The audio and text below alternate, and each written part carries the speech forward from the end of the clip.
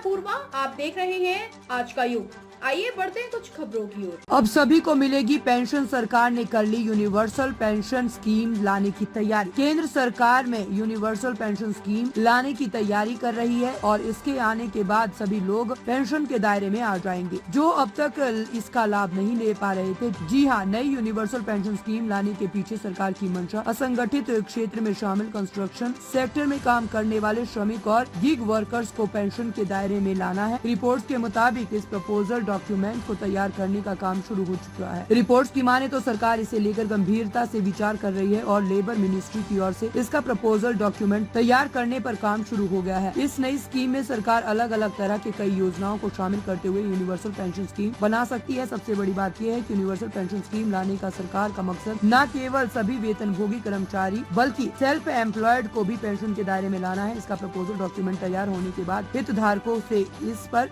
सुझाव आमंत्रित किए जाएंगे। फिलहाल की बात करें तो असंगठित क्षेत्र को पेंशन सुविधाओं का लाभ मुहैया करवाने के लिए सरकार की ओर से तमाम पेंशन स्कीम संचालित की जा रही है। इसमें अटल पेंशन योजना शामिल है जिनमें निवेश करने वाले व्यक्ति को 60 वर्ष होने के बाद गारंटेड पेंशन का लाभ मिलता है। इसके अलावा पीएम श्रम योगी मनधन यानी कि PMSYM स्कीम संचालित हो रही है जिसे खास तौर पर रेहड़ी पटरी वालों के साथ घरेलू स्टाफ को लाभ पहुँचाने के उद्देश्य से शुरू किया गया था। इसमें भी 60 साल का होने पर नियमित आय की गारंटी मिलती है। अब बड़ा सवाल ये है कि क्या यूनिवर्सल पेंशन स्कीम में सरकार का कंट्रीब्यूशन भी शामिल होगा। तो बता दें कि फिलहाल इसकी प्रक्रिया प्रारंभिक चरण में है और इससे जुड़ी ज्यादा डिटेल्स आने में समय लगेगा। रिपोर्ट्स के मुताबिक यूपीएस एक स्वैच्छिक पेंशन स्कीम होगी और सरकार इसमें अपनी तरफ से कोई कंट्रीब्यूशन नहीं करेगी। मौजूदा समय में कर्मचारी भविष्य निधि संगठन यानी EPFO के तहत संचालित योजनाओं में कर्मचारी और नियोक्ता दोनों योगदान करते हैं। सरकार द्वारा तैयार किया जा रहा